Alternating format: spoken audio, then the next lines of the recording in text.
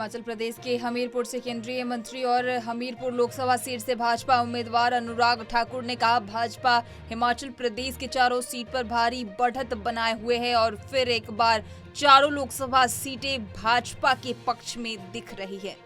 जो रुझान अभी तक देखते हैं, चारों सीटों पर भारतीय जनता पार्टी भारी बढ़त बनाए हुए है और फिर एक बार चारों की चारों लोकसभा सीटें आदरणीय नरेंद्र मोदी जी भारतीय जनता पार्टी एनडीए के पक्ष में दिख रही हैं। हर बार हिमाचल ने 100% रिजल्ट दिया है, इस बार भी हिमाचल ने 100% रिजल्ट दिया है। निश्चित तौर पर देश भर में एनडीए लीड कर रहा है और मुझे पूर्ण विश्वास है कि जब शाम तक पूरे नतीजे आएंगे, स्थिति स्पष्ट होगी। भारतीय जनता पार्टी एनडीए फिर एक बार तीसरी बार मोदी जी के नेतृत्व में सरकार बनाएगा, क्योंकि देश को स्थिर और निरंतर सरकार चाहिए, एक ईमानदार दमदार नेता चाहिए और आज जो दुनिया की उम्मीदें भारत से हैं उन पे खरा उतरने के लिए ये निरंतरता और स्थिरता बहुत आवश्यक है। कांग्रेस सांसद और जोरहाट लोकसभा सीट से उम्मीदवार गौरव गोगोई ने कहा, शुरुआत में मैं बस इतना कहना चाहूंगा कि राहुल गांधी ने कहा था कि कुछ दिन पहले घोषित एग्जिट पोल मोदी पोल के हैं, बस बात सच साबित हो रही है। एग्जिट पोल के विपरीत जमीनी सच्चाई दिख रही है, अभी और राउंड बाकी है। देखिए, अभी शुरुआत में बस इतना ही कहना चाहूंगा कि राहुल गांधी जी ने जो कहा कि कुछ दिन पहले जो पोल एग्जिट पोल निकले हैं वो मोदी पोल है, वो बात सच साबित हो चुकी है, क्योंकि एग्जिट पोल के जो आंकड़े आए थे उसके विपरीत आज हमें ज़मीनी सच्चाई दिख रही है। और इसीलिए इस वक्त में क्योंकि और भी बहुत राउंड्स अभी गिनने बाकी हैं, मैं इस वक्त में इतना ही कहना चाहूँगा। आपका हिसाब से हो रहा है?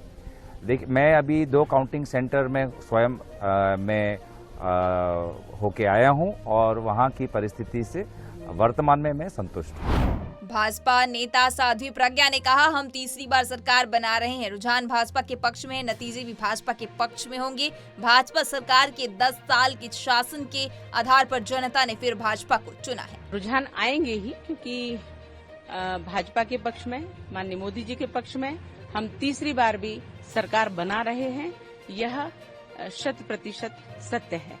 और जो रुझान है वो हमारे पक्ष में है और जो निर्णय होगा शाम को वह भी हमारे पक्ष में होगा।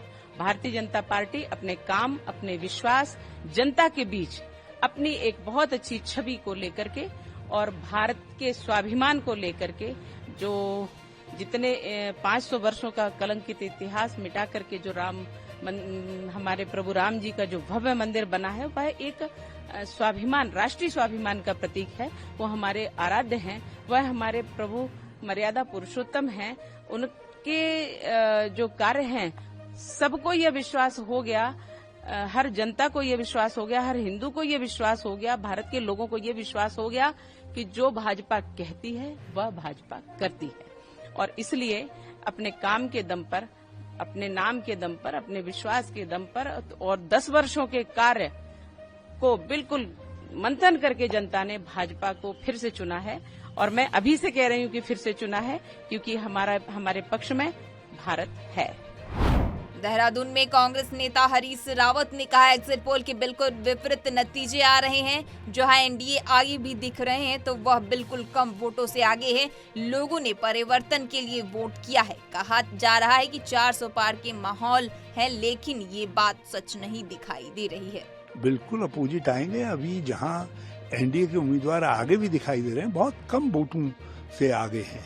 लोगों ने परिवर्तन के लिए वोट किया है। जिस तरीके का वातावरण बनाया जा रहा था, कहा जा रहा था कि लाखों वोटों से जो है एनडीए के उम्मीदवार जीत रहे हैं और बड़ा वो है, बड़ा माहौल है, 400 के पार का माहौल है, वो चीज नहीं दिखाई दे रही है। यहाँ हैं भी बड़े क्लोज कंटेस्ट में हैं। वाराणसी के उत्तर प्रदेश में कांग्रेस अध्यक्ष और वाराणसी से उम्मीदवार अजय राय ने निफ्टी और सेंसेक्स में गिरावट पर कहा, यह जानबूझकर दिखाया जा रहा है कि ऐसा एग्जिट पोल दिखाओ जिससे लगे कि हमारी सरकार बन रही है तो शेयर मार्केट बढ़ेगी। ये पैसे के खिलाड़ी हैं, इन्होंने अपने लोगों से पैसे लगवा रखे हैं और अब पैसे निकाल कर घर बैठ गए।